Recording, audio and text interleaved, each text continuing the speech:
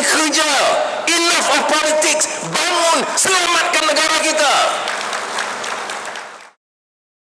Saya tidak akan ada pilihan raya dalam 1-2 bulan ini. Sabar sekejap. Besok dah masa pilihan raya bertempur lah.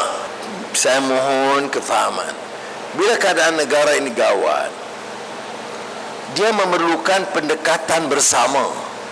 Supaya pemimpin, penjawat awam, seluruhnya tenaga dia fokus bagaimana nak selamatkan negara kita. Keselamatan negara satu.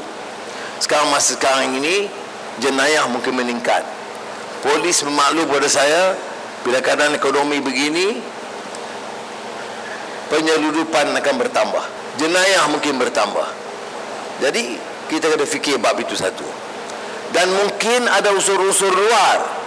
Dia tengok mana ada negara yang aman, ekonomi yang lebih stabil, yang dicemburui. Itu di antaranya Malaysia.